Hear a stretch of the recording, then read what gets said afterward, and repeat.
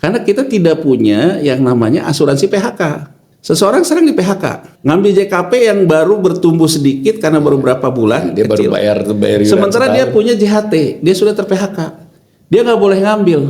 Fair nggak? Kalau kita tidak mau lembaga jaminan sosial kita menjadi insolvent, tertekan dana jaminan sosialnya turun karena banyak klaim, negara harus menciptakan pekerjaan. Bukan dengan negara mengeluarkan aturan Ya, agar tidak bisa diambil. itu diambil. Kan itu kan menurut saya itu enak-enaknya aja gitu loh. Makanya kemarin muncul peraturan OJK menerjemahkan undang-undang Omnibus Law sektor keuangan ini bahwa OJK mengatakan 10 tahun Bisa dicairkannya. bisa Karena cairkan duitnya sendiri itu. duitnya sendiri. Justru ini laporan keuangan yang kita bisa mengukur denyut nadi sektor real kita kayak apa. Ya. Kalau misalnya kepesertaannya cenderung tidak tumbuh, bahkan terjadi pengurangan, berarti penciptaan lapangan kerja kita punya masalah. Ya. Tidak bekerja lagi cuma 2 di Undang-Undang Ketenagakerjaan. Dia mengundurkan diri atau dia di PHK. Ya. 452 triliun ini menurut Dirut BPJS Ketenagakerjaan 74%-nya di SUN, surat utang negara. Dana portofolio terbesar yang bisa menyerap SBN itu dananya buruh. Dananya buruh. Ya, dan orang bekerja ini. Dananya orang bekerja. Pertanyaannya, apakah juga SBN kemudian alokasi belanjanya menjamin bahwa mereka akan tetap punya pekerjaan? Jadi saya ingin mengatakan Ya, ada betul. unfairness di sini. Ya, tapi OJK tadi nggak mungkin OJK itu punya 9 lebih. Kalau nggak jual Kalau tidak jual beli, karena Iya, kalau jadi- yield kan cuma 7. Jadi begitu naasnya nasib buruh kita ini gitu loh, Mas Walid. Saya ingin mengatakan gitu loh. Dia punya keuntungan jual beli. Jadi siapa yang akan berperan besar terhadap stabilitas? Buruh. Karena dananya dikunci. Ya.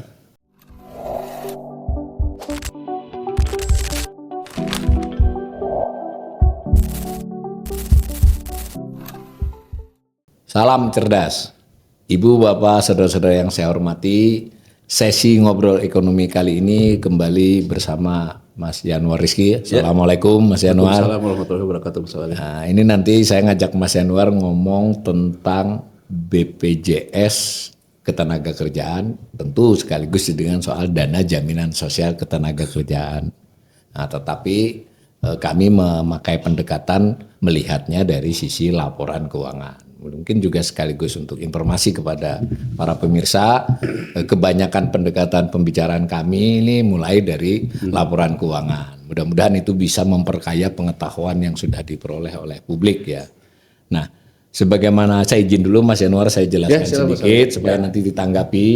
Pertama, ini BPJS Ketenagakerjaan menurut webnya, menurut undang-undang juga itu tugas dan fungsi menyelenggarakan ya jaminan sosial ketenagakerjaan melalui 5 program. Jadi ada 5 program jaminan sosial ketenagakerjaan: jaminan kecelakaan kerja, jaminan kehilangan pekerjaan, jaminan hari tua, jaminan pensiun, dan jaminan kematian.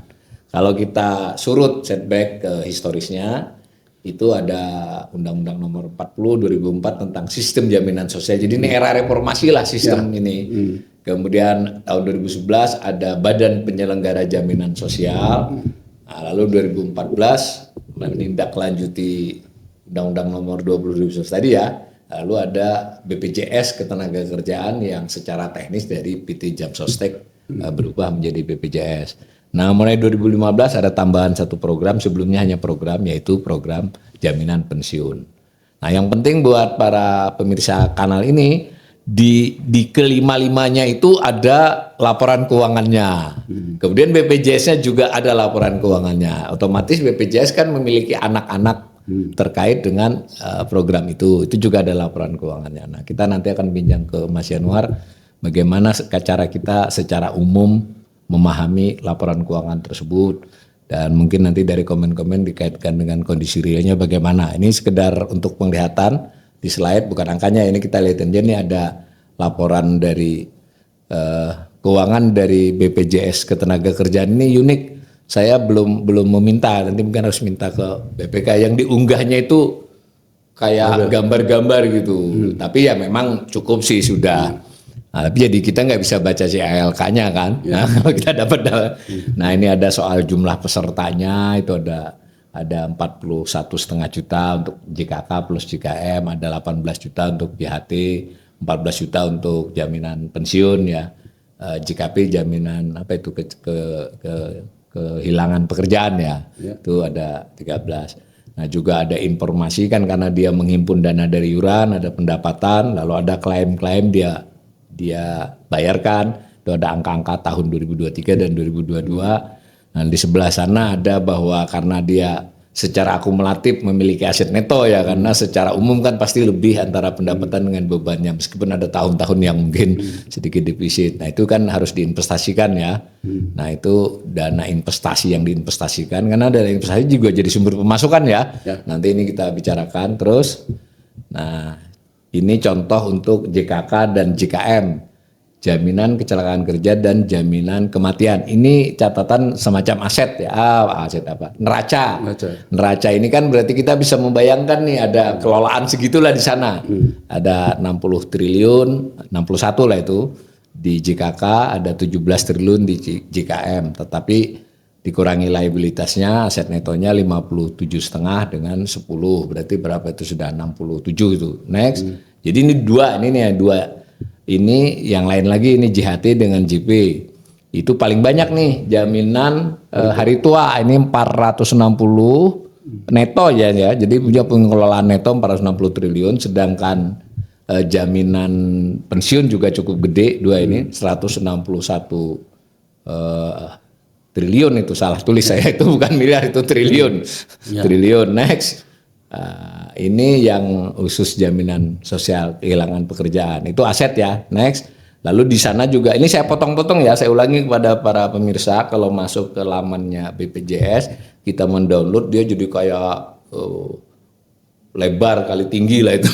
Nah ini saya potong-potong aja dari informasi itu. Nah ini secara keseluruhan ya, tadi aset dengan liabilitas, kalau ini soal arus 1 tahunnya ya, pendapatan dengan beban itu ada khusus JKM defisit kemarin 2023, tapi nggak masalah karena di ininya kan di aset netonya kan ada tuh bisa untuk mengurangi itu. Next.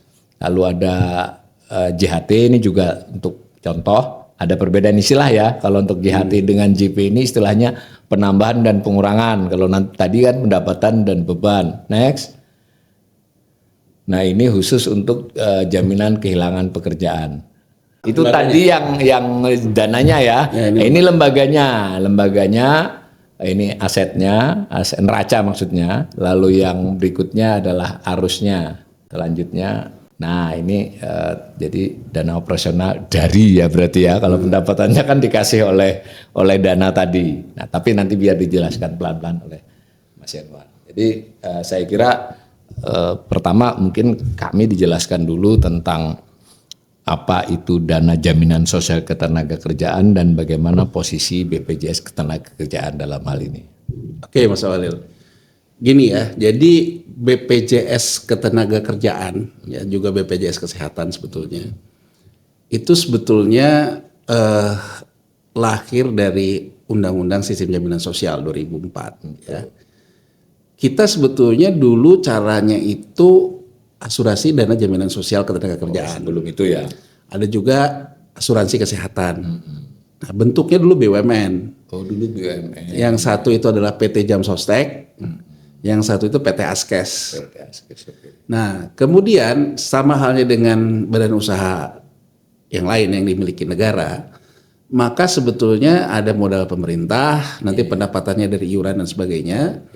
Nah, kemudian kita mereform sistem jaminan sosial ingin seperti negara-negara lain. Ya, dibentuklah BPJS ini. Nah, ketika membentuk BPJS ini, saham pemerintah yang di Jam Sostek itu namanya itu diinbreng ke dalam institusi BPJS Ketenagakerjaan yang dari Jam Sostek. Nah, dana yang sifatnya iuran ya, dan juga dana hasil pengelolaan itu dibentuk menjadi dana jaminan sosial. Jadi kan dulu si badan usahanya sendiri kan ada lembaga badan usahanya, dia juga ada mengelola dana jaminan sosial. Kalau di perbankan itu ada dia sebagai bank, ada dana dia yang dana pihak ketiga, dana deposan.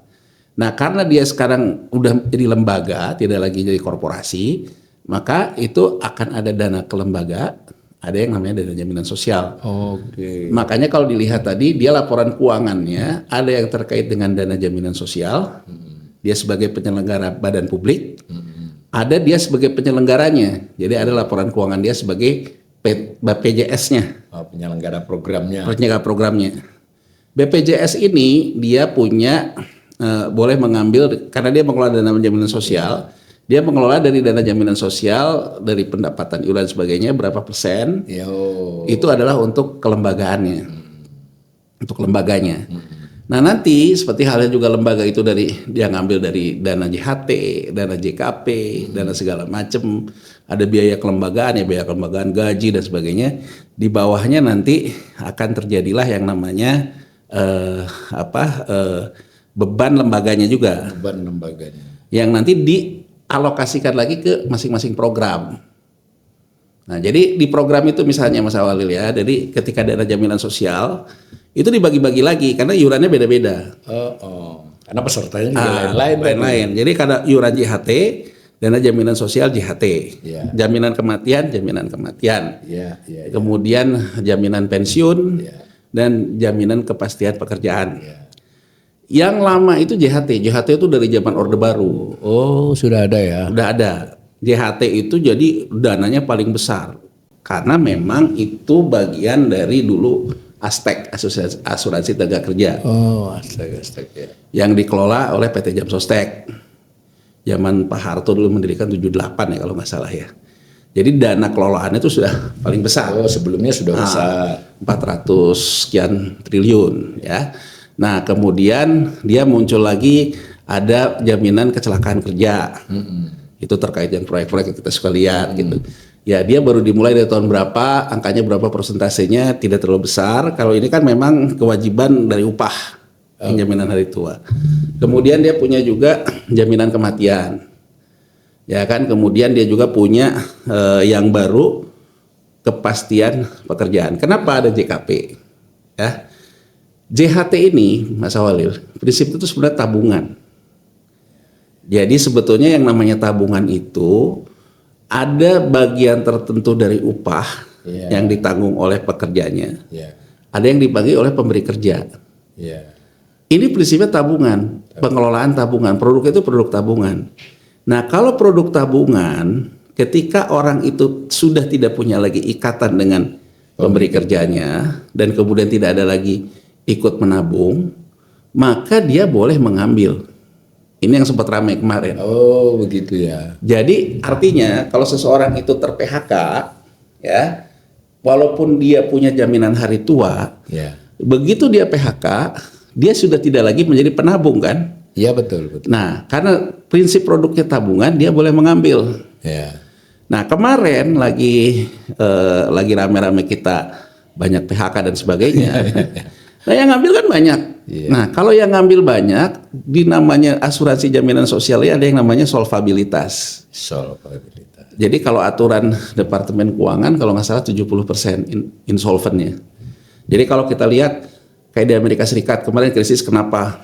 Karena dana jaminan sosialnya insolvennya udah sampai 50% misalnya. Makanya itu menimbulkan krisis kan. Banyak yang ngambil lah ya. Banyak yang ngambil. Nah, kalau dia banyak yang ngambil, PHK terjadi banyak yang ngambil, maka boncos lah. Kan, insolven. Nah, pemerintah kemudian mencoba mengatakan bahwa ini kan tabungan hari tua.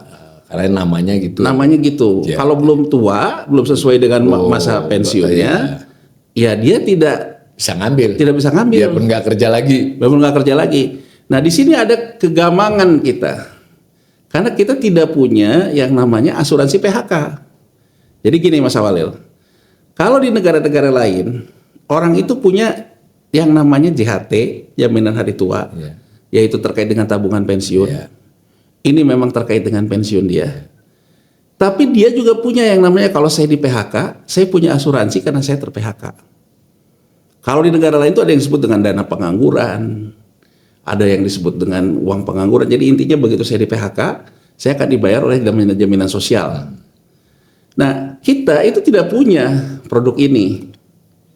Makanya tadi dilihat kan, JKP itu baru dimulai 2023. Ya, baru mulai jaminan baru dimulai kehilangan pekerjaan. Kehilangan Itu maksudnya pekerjaan mengcover ini. kalau ter-PHK. Ya. Nah, janji pemerintah itu adalah mengatakan ya udah kalau gitu kita buat yang khusus kalau Ya, ter-PHK. JKP namanya. Tapi sekarang kita bukan memprovokasi ya.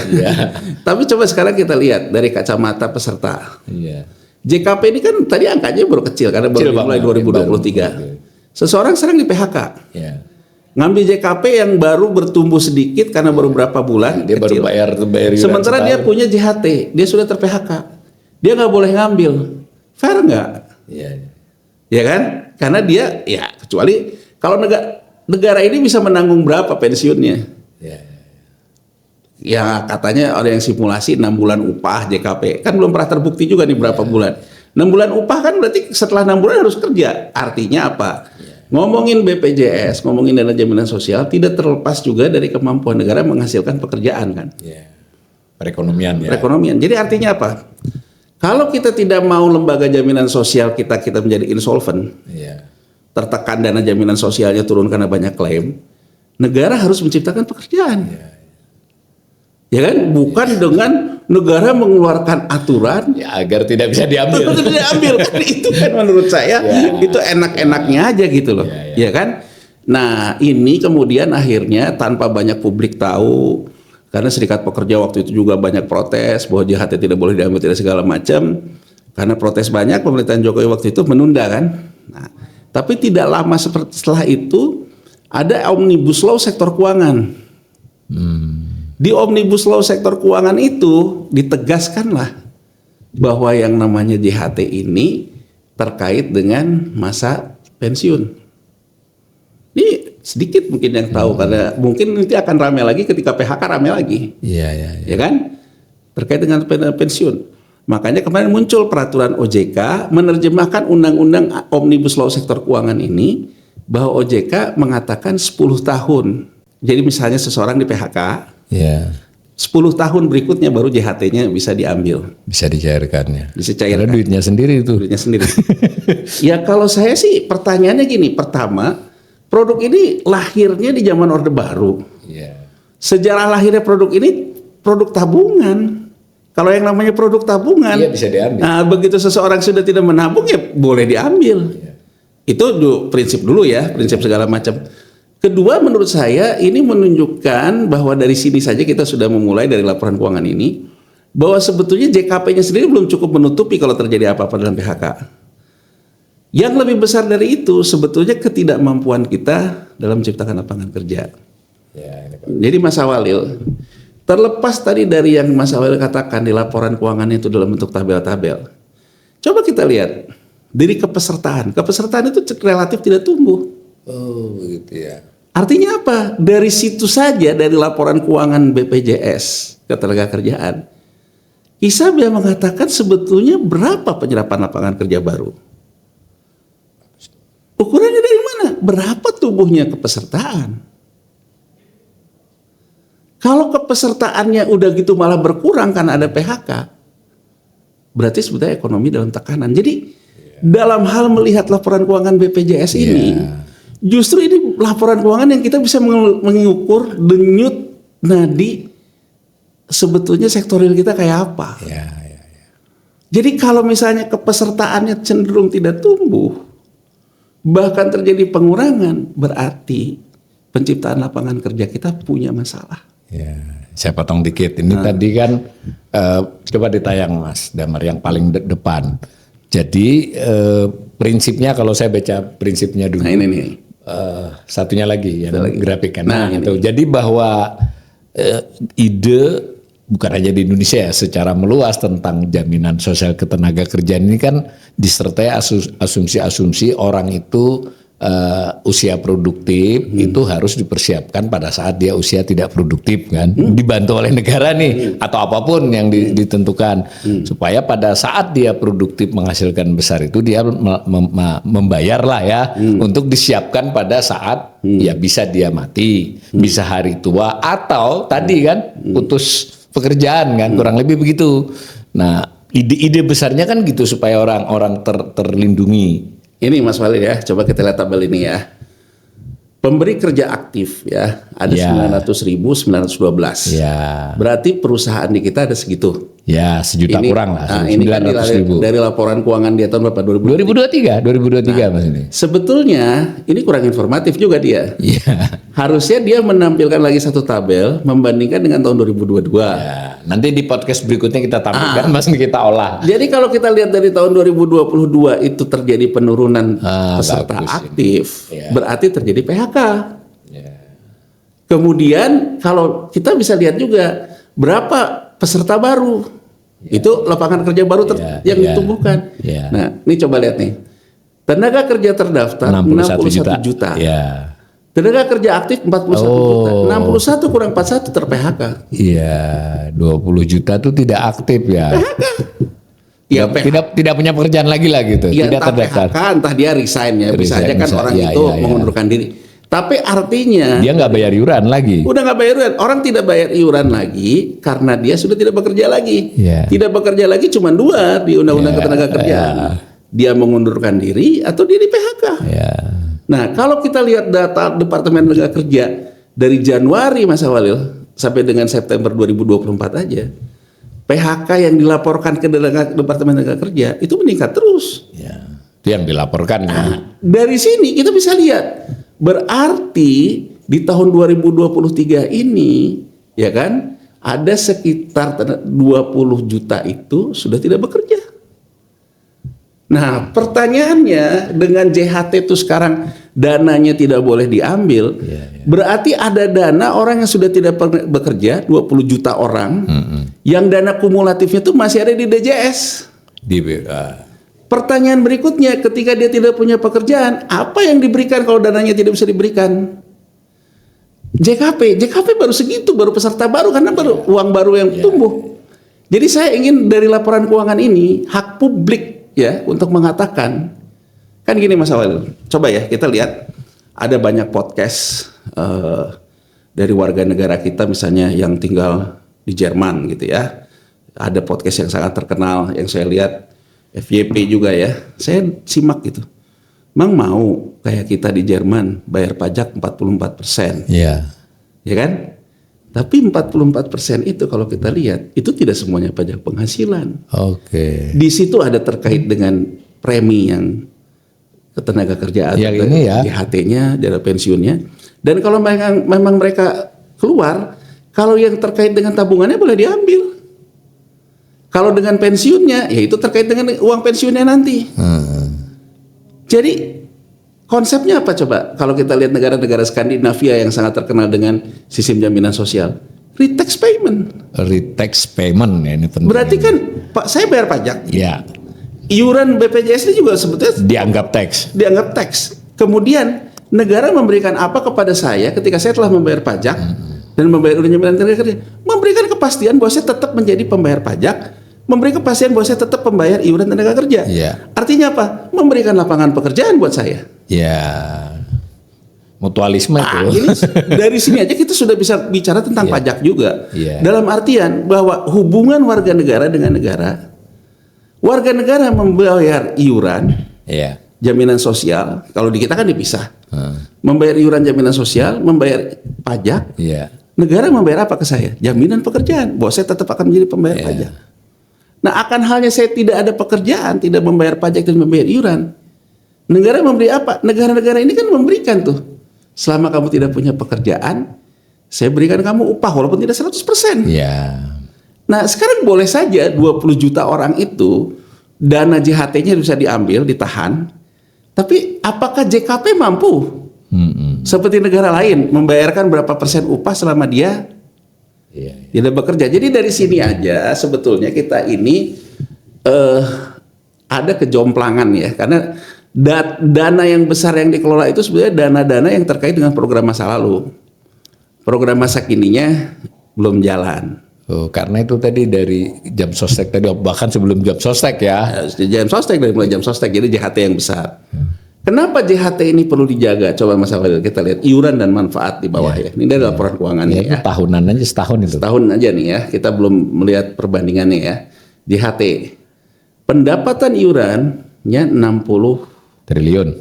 61 itu di bulan. 61 triliun ya. Itu pendapatan iuran ya. Keluarnya karena Kemudian bebannya 45 triliun. dia membayar klaim 45 triliun. Jadi artinya apa? 15. Dari iuran yang bisa saya ambil 60, Iya. 45-nya udah diambil, sisa 15. Iya. Ya kan? Iya. Akumulasi dana jaminan sosialnya Iya. berapa? Mas Auli bayangkan nggak? Kalau misalnya begitu PHK-nya besar, 60, 45 itu yang sudah masuk masa pensiun, Iya. ya memang Sudah waktunya. Sudah waktunya. Tapi kemudian ada kelompok yang memang ter-PHK yang dulu boleh ngambil, angkanya bisa lebih dari 60. Iya. Setelah Di sini baru 367 miliar tuh, Kita karena lihat baru. JHT aja Mas, yang lihat JHT aja. JHT aja ya. Nah, JHT ya, 45 itu orang-orang yang memang sudah jatuh tempo. Iya, sudah jatuh tempo. Iya kan? Udah hari tua dia. Hari tua. Kalau sekarang ditambah yang PHK, katakanlah yang tambah PHK 30 deh. Mendadak ada orang PHK, sudah tidak diduga, tapi dia karena di PHK harus dibayar mengambil JHT. Orang ngambil JHT aja katakan aja 30 gitu. Ya defisit tuh. 75 defisit. Defisit. Begitu defisit, dia ngambil ke dana jaminan sosial yang besar. Ya, di aset netonya. Di aset netonya. Dana jaminan sosial itu sendiri ditempatkan ke produk investasi. Yang 460 Iya, triliun tadi. Berdasarkan keterangan dari Dirut BPJS Ketenagakerjaan, alokasi investasinya 74% sudah di surat utang negara. Wah, ini muter ya nih. Muter. di situ. Jadi kalau misalnya itu dia harus terpaksa mengambil dana jaminan sosial, dia harus menguangkan investasi yang sudah dialokasikan. Iya. Berarti jual surat utang negara kan? Bisa memberikan tekanan terhadap harga surat utang negara. Iya. Pertimbangannya apa? Stabilitas sistem keuangan, Mas Walil. Panjang ini ceritanya. Jadi sebetulnya tenaga kerja diberikan peran sertanya untuk berperan terhadap mencegah instabilitas sistem keuangan. Caranya gimana? Pakai POJK yang ada undang-undang Omnibus Law sektor keuangannya, bahwa JHT nggak bisa diambil begitu Anda ter-PHK. Artinya tidak akan mengganggu stabilitas sistem keuangan karena dilakukannya eksekusi dana jaminan sosial. Saya ambil contoh. Amerika Serikat, Mas Walil. PHK besar terjadi, dana pengangguran harus terjadi. Insolvensi dana jaminan sosialnya itu rata-rata ke 50%-an. Itulah kenapa menjadi tekanan terhadap penjualan surat utang negara pemerintah Amerika Serikat. Itulah yang menyebabkan krisis dia di 2008 tambah sulit. Ya kan? Nah, kita tuh mencegah itu, Mas Walil. Jadi kalau dari kacamata kenapa sih kok sekarang kalau belum PHK JHT diatur oleh undang-undang nggak boleh diambil? Mencegah itu. Dari laporan keuangan ini kita udah bisa analisa. Coba yang khusus neraca habis ini. Ada. Nah ini yang JHT ya. JHT satu lagi. Nah ini. Nih Mas ya. Ya. Nah ini kan. Oh investasi 452 triliun. 452 triliun ini menurut Dirut BPJS Ketenagakerjaan 74%-nya di SUN. Surat utang negara. Artinya dana ini juga terkait dengan stabilitas sistem keuangan kita. Nggak salah sih Mas Walil. Tapi maksud saya, negara kan tetap harus memikirkan warga negara juga. Jangan karena alasan itu terus jangan karena orang kehilangan haknya. Seolah-olah sistem keuangan terjaga, tapi orang yang ter-PHK nggak ada solusi kan? Nggak bisa. Jadi kalau menurut saya dari sini saja sebetulnya agenda reform kita terkait jaminan sosialnya besar. Nah ini kunci nih ya. Dan ketika kita bicara reform jaminan sosial, kita tidak bisa hanya melihat dia. Ini Mas Walil, kalau menurut saya harusnya itu ada 3 pilar. Kita punya kebijakan fiskal, kita punya kebijakan moneter, kita punya kebijakan dana jaminan sosial. Jaminan sosial itu sangat penting ya. Kalau 3 pilar ini duduk sama-sama di bawah kepala negara presiden, presiden akan bilang, oke, stabilitas sistem keuangan karena fiskal kita sudah disekuritisasi lewat moneter, surat utang negara. Gimana caranya juga yang jaminan sosial membeli surat utang negara ini? Pastikan seperti yang kita bahas sebelumnya. Kalau surat utang negaranya menciptakan lapangan kerja, tidak ada masalah dengan sini. Iya. Karena dia nggak buru-buru ngambil. Tapi kan kalau sekarang kan terpisah. Seolah-olah jaminan sosial ini menjadi penduduk kebijakan yang lain. Pemerintah hanya fiskal dan moneter. ketika bicara fiskal, prudent sharing segala macam dibeli, ini pun jadi standing buyer beli, tapi kita tidak lihat terpecah bagaimana kita menciptakan membalas urusan di sini. Jadi seolah-olah dana jaminan sosial ini malah adalah sumber dana untuk membeli ini saja. Betul. Ya. Jadi saya dari laporan keuangan ini Mas Awalil, saya ingin menunjukkan bahwa ternyata ya dana portofolio terbesar yang bisa menyerap SBN itu dananya buruh. Dananya buruh. Iya, dana orang bekerja ini. Dananya orang bekerja. Pertanyaannya, apakah juga SBN kemudian alokasi belanjanya menjamin bahwa mereka akan tetap punya pekerjaan? Ya, ini kunci. Jadi ini dari analisa laporan keuangan ini kita bisa mengatakan, oh ternyata negara ini sedang tidak baik-baik saja juga. Yang kita lihat tadi pendapatannya 65, klaim jatuh tempo 45. Kalau ditambah juga ada klaim tidak jatuh tempo karena ada PHK segala macam. Seandainya aturannya boleh ya. Ambruk jaminan sosialnya, dia akan melakukan eksekusi asetnya. Eksekusi asetnya akan mengganggu nilai surat utang negara atau SBN, akan merembet ke perbankan ke segala macam. Jadi sebetulnya dari sini kuncinya apa? Kuncinya dari sini kita bisa melihat ternyata yang namanya pertumbuhan lapangan kerja kita nggak oke. Lihat dari iurannya tadi, iurannya masih segala macam. Jumlah pesertanya juga semandek gitu. Nah jadi laporan keuangan ini seperti itu kita lihat secara makro ya. Nah kemudian di sini nih kita lihat JHT deh yang besar dulu deh ya, program JHT. Ini dari asetnya ya, asetnya kas di bank itu artinya yang ditaruh di deposito dari dana jaminan sosial itu segitu 484 miliar gitu ya. Kemudian piutang iuran itu yang masih nunggak-nunggak lah. Ya, kan iuran 2 triliun.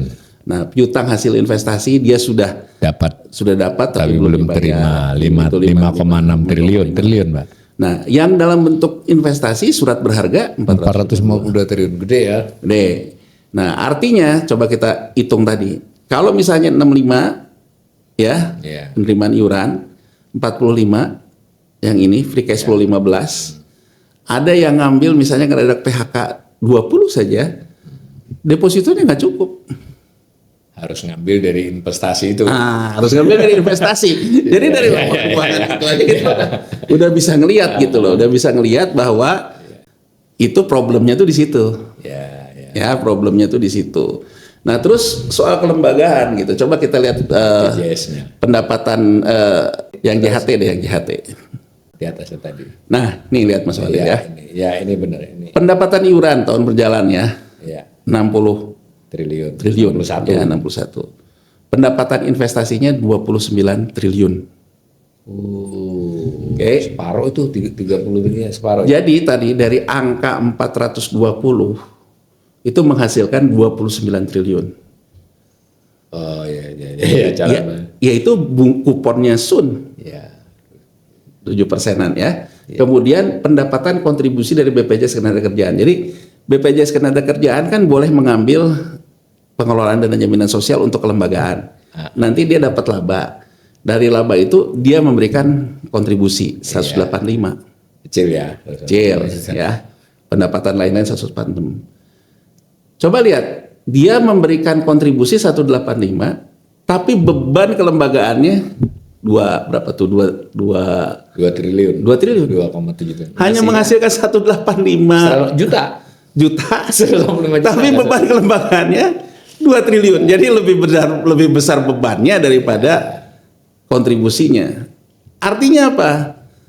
Ketika kita ngelihat lembaga seperti BPJS Ketenagakerjaan, nanti juga BPJS Kesehatan, kita juga penting melihat agenda-agenda penghematan kelembagaannya. Karena kalau lembaganya mampu melakukan efisiensi, melakukan efektivitas, maka bebannya juga nggak akan sebesar itu. Karena beban kelembagaan akan mengurangi juga return yang akan diberikan kepada ini salah satu kunci nih bahwa kita harus menyelidiki. Berarti masing-masing kan BPJS anaknya juga kan? Ya, jadi kalau kita nanti minta nih BPK laporan hasil pemeriksaan BPK, Di sini nanti akan banyak hal yang menarik terkait dengan biaya kelembagaannya ini. Apalagi kalau kita susun 5 tahun terakhir. Iya, begitu kan, biaya kelembagaannya naiknya misalnya berapa. ternyata banyak pengadaan gitu kan misalnya. Jadi biaya kelembagaan ini pada akhirnya juga akan mengganggu penerimaan. Iya. Ya kan? Beban investasinya segitu, cadangan kerugian dan sebagainya. Nah, coba kita lihat ke grafik return-nya, Mas. Kan ada grafik return. Tuh. Nah, ini ya, yang JHT itu yang warna merah. Ya. Yield on investment-nya 7,24%. Oke. Rata-rata bunga sun kita itu ada di 6-7%. Ya, 6,9. Jadi boleh dibilang, ya ini mah senilai sun aja. Iya. Tapi selalu diklaim oleh BPJS kalau kita ngomong return-nya lebih besar dari deposito. Ya iyalah. iya. Coba ya. Sekarang saya challenge satu. Challenge satu. Mungkin nanti pemirsa YouTube Mas Awal ini bisa search di berita ya. Search saja dana pensiun OJK. Berapa return yield on investment? 9,04. Masa? Dapen OJK 9,04. BPJS yang ngurus orang banyak cuma 7,24. Iya. Ya ini pensiun banyak manusia ini kan. Banyak manusia. Karena Itu cuma OJK doang. OJK aja. Ini kan menunjukkan bahwa sebetulnya kita bandingkan saja dulu deh. Terlepas kita juga kalau OJK ya kalau gini nggak fair dong. Dia otoritasnya, dia menjalankan dana pensiunnya gitu ya. Dan duit yang dikelola lebih banyak di sini loh. Oh iya sih. Jauh. Jadi saya coba ingin memberikan gambaran Iya bahwa sebetulnya ini belum terlalu optimal juga untuk sebuah lembaga yang mengelola dana yang segini gedenya. sebesar itu. Jadi jangan cuma ngomong bahwa performa saya di atas deposito gitu. Nggak bisa gitu dong. Ya, deposito bukan pembanding karena bukan dia pembanding. ini memiliki kesempatan memilikinya lama ya. Artinya kalau deposito kan ada batas waktunya. Iya. Penyebabnya di mana? Penyebabnya kan kalau kita lihat tadi beban kelembagaannya masih besar. Oke. Kemudian investasinya kayaknya udah kayak mandatori dari pemerintah harus nyimpen di surat utang negara. Sementara kalau lembaga-lembaga seperti BPJS kayak gini, biasanya dia tidak hanya mengandalkan kupon Mas Walil, dia mengandalkan yield. Dia mengandalkan yield, bahkan mengandalkan jual beli surat surat berharga yang dia miliki. Tapi kan kalau BPJS ini kalau dia ikut jual beli juga di pasar, harga sun ikut turun kan? Mungkin dia nggak boleh juga sama pemerintah. Iya. Jadi saya ingin mengatakan ada unfairness di sini. Ya, tapi OJK tadi nggak mungkin OJK itu punya 9 lebih Kalau nggak jual kalau tidak jual beli karena kalau yield kan cuma 7. Jadi begitu naasnya nasib buruh kita ini gitu loh Mas Walil. Saya ingin mengatakan gitu loh. Kan harusnya gitu ya, ketika dia pegang sun, dia juga tidak terlarang untuk melakukan jual beli sun kan, untuk meningkatkan return kan. Tapi pasti pemerintah mengatakan BPJS akan ikut-ikut dong. Dan ini membuat nanti dampaknya kemana-mana. Iya. Sehingga akhirnya cenderung si BPJS hanya memanfaatkan kupon kan. Iya. Sementara harga sunnya turun segala macam gitu loh. Iya. Lembaga-lembaga lain memanfaatkan yieldnya, jual belinya gitu. Ini menunjukkan itu menurut saya. Jadi dia itu pada dasarnya masih mengelola seperti tradisional aja, taruh dapat bunga kupon, tidak atraktif, biaya kelembagaannya masih besar gitu ya. Ini saya potong sedikit. Jadi kalau berlima itu ditambah BPJS-nya sendiri itu ternyata 712 triliun kelolaannya Mas. Iya. Jadi 5 dana program tadi ditambah si BPJS-nya kan juga ngelola meski nggak banyak kan 13. Banyak juga ya 13 triliun totalnya. Ini menarik juga tuh BPJS dana investasinya 13 triliun. Hasilnya tadi mengirim ke sana cuma 185 juta. Ini coba ya, kita lihat nih Mas, yang warna kuning itu ya, 5,16% JKP. Dan gimana kita mau menjamin dana pengangguran? Kalau dana kelolaannya hanya 5,16%. Hasilnya. Inflasi kita aja berapa Mas? Ya kan? Dia baru mengelola 11,77 triliun tuh yang untuk dalam bentuk investasi. Jadi artinya menurut saya Itu menarik tuh Mas. Artinya kenapa dia bisa jauh lebih rendah dari yang lain itu? Ya karena kalau menurut saya dia harus liquid ya. Dia harus liquid dan bayar juga pengangguran. Mungkin mulai bayar juga yang PHK. Bentuk pilihan investasinya lebih ke deposito kayaknya. Jadi lebih ke deposito karena kan kalau terjadi klaim orang PHK kan langsung bayar kan. Langsung. Jadi dengan kelolaan 712 triliun artinya mereka ini kan sesuatu banget nih di pasar Oh iya. Surat berharga ya, khususnya SBN, gitu. Sekarang gini deh Mas, ya dia pegang 400 triliun Ya, dari JHT aja. ya dari Ya, JHT plus yang lain-lain itu. Ya plus yang lain-lain katakan 500 lah. kan kalau 74% Dari 700 ya 500-an Mas. 500-600 lah. Dia 500 pegang 600 triliun Ya. di pasar SBN. Iya. Harusnya kepala BPJS Dirut BPJS Tenagakerjaan ini punya hak tawar dong Ya. kepada kebijakan fiskal Ya. maupun kebijakan moneter kan. Ya. Dana saya sebesar gini, Anunya baliknya apa? feedbacknya apa? Tapi buat lembaga nih maksudnya. Lembaga. Katakan aja, oke, kamu menyerap surat utang negara, jangan menggetar-getarkan pasar, hanya dapat return.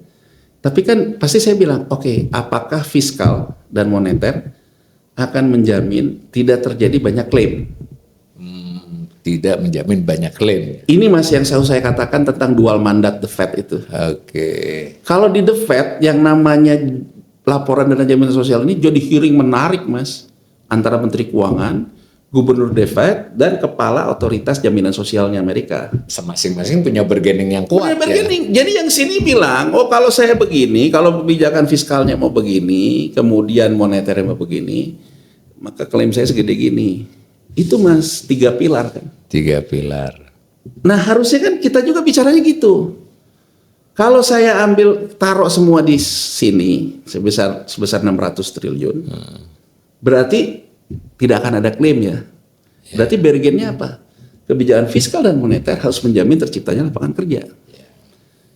Dengan pemerintah mengeluarkan undang-undang Omnibus Law sektor keuangan yang mengatur tidak boleh mengambil itu, menurut saya menunjukkan ketidakmampuan kita dalam menciptakan kebijakan yang boleh diambil cuma JKP, mati atau kecelakaan kerja yang jatinya nggak bisa yang paling gede. Perubahan undang-undang itu Mas, Iya. menurut saya menunjukkan pada dasarnya kita tidak mampu memberikan jaminan pekerjaan. Iya. Tidak hanya dari sisi jaminan sosialnya aja loh. Iya. Ini kita tidak hanya sekedar bicara. Jadi Mas Yanuar ini mengajak kita membaca keuangan ini nggak hanya soal angka duitnya. Iya. Ini mencerminkan sesuatu yang terjadi di perekonomian. Mengapa? Karena pesertanya adalah pekerja, kemudian peserta pemberi kerja itu menunjukkan perusahaan, kemudian ketika mereka membayarkan nilainya itu menunjukkan itu, lalu ketika dia dikelola itu menunjukkan bahwa duit kelolaan itu mayoritas dipakai untuk SBN, itu terhubung semua kan, jadi tidak sekedar uangnya nih. Kita berandai-andai Mas, karena kan BPJS ini kan melapornya ke Presiden lewat Menteri Keuangan. Kita berandai-andai. Dirut BPJS melaporkan, ya Menteri Keuangan ini terjadi PHK segini. Insolvabilitas kita naik segini. Kalau insolvabilitas kita naik segini, kemungkinan kita harus menjual aset. Ya. Aset segini didiskusikan di KKSK misalnya. Kita berandai-andai lah, ini analisa ya. Di KKSK kemudian Menteri Keuangan mengatakan misalnya BPJS perlu menjual SBN sejumlah X gitu. Di KKSK, oh kalau dijual X gitu, pengaruhnya ke harga gini. Harga surat utang negara. Nanti dampaknya ke sistem keuangan segala macam. Gitu kan? Nah, kalau misalnya kita dalam diskusi yang seimbang Mas, dalam kebijakan 3 pilar ini, artinya mencegahnya apa? Jangan sampai terjadi klaim.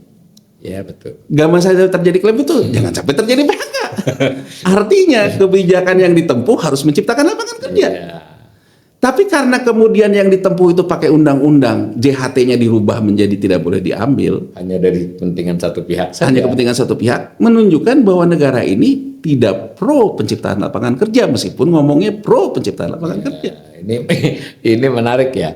Tapi kan kita tahu nih Forum Stabilitas Keuangan KKSK itu nggak ada tuh unsur BPJS. BPJS nggak masuk. Iya nggak masuk. Makanya menurut saya kalau negara ini punya concern yang lebih, kan apa-apa sekarang undang-undang gampang dibuat ya Mas ya. Iya. Kan dengan kekuasaan kayak sekarang ini. Menurut saya kenapa nggak reform jaminan sosial ini? Jadi ini Mas Yanuar menyarankan reformasi dana jaminan pengelolaan lembaganya Mas. Pengelolaannya ya. Yang namanya kepala BPJS itu dia sejajar dengan Gubernur BI, dengan Menteri Keuangan sebagai otoritas fiskal dalam KKSK gitu. Ya minimal jadi salah satu anggota KKSK mestinya ya dengan duit segitu lah. Jadi artinya harus ada kaitan dengan agar klaim saya tidak terjadi. Malah yang diajak LPS Mas, meskipun peserta diem. Kan kita kalau masuk bukan menyepelekan LPS ya kan, dalam konteks ini LPS ini kan enggak. Sekarang saya tanya deh gitu. LPS kalah. Siapa abang paling gede? BRI gitu. Ya. BRI emang ada sampai 4 free cash flow untuk Iya, yang untuk investasi. sampai hampir 600 triliun nggak ada. Total asetnya yang 600 Iya nggak ada. Jadi sebetulnya yang bergen terbesar ya mereka.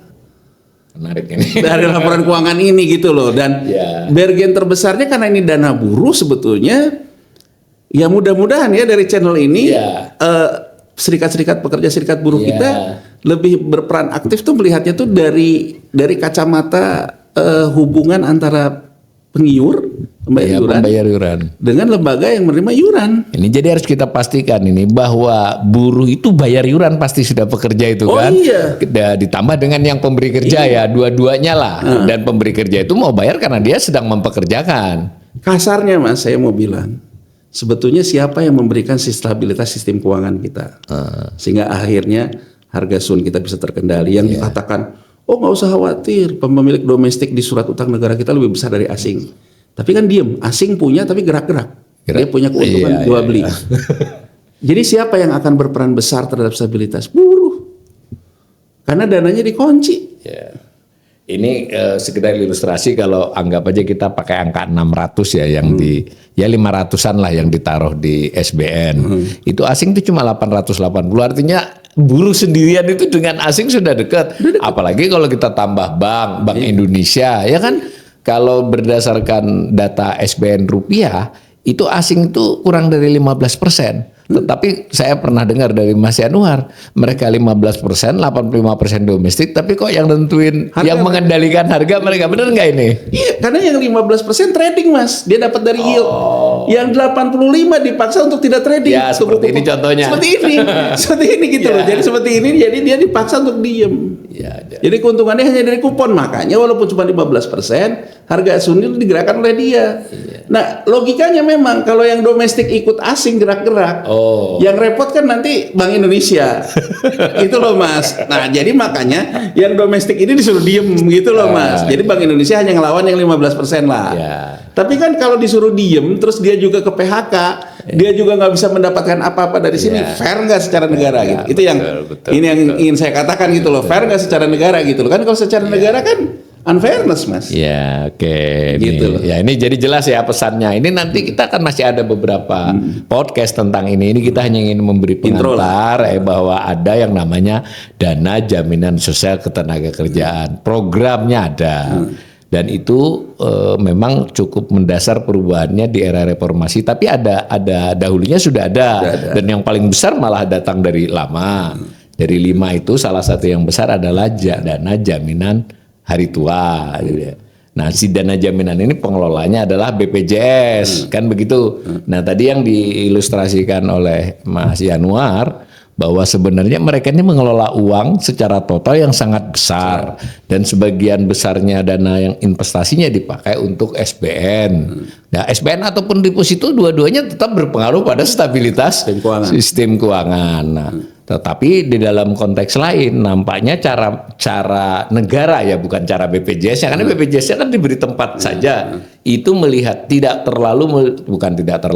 kurang memperhatikan keterkaitan satu dengan yang lain. Ini berarti kan kembali ke pendapat Mas Yanuar yang dulu, harusnya bagaimanapun stabilitas keuangan itu harus dikaitkan dengan perekonomian dan lebih khusus lagi kepada penciptaan lapangan kerja. Kalau beliau ini menjemput penciptaan lapangan kerja itu ditambahkan dengan upah yang layak ya, kalau beliau ini jadi kan itu ke paket kan. Nah kalau itu bisa dibuat konsistensi, pertama konsep besarnya dulu kan, konsep besar bahwa BI itu mestinya menurut beliau jelas ini dual mandat, terus yang mana di forum KKSK itu melibatkan yang mengelola dana jaminan tenaga kerjaan ini, pemerintah juga turun, maka fiskal, moneter, kelolaan jaminan sosial ini harus harmoni lah ya.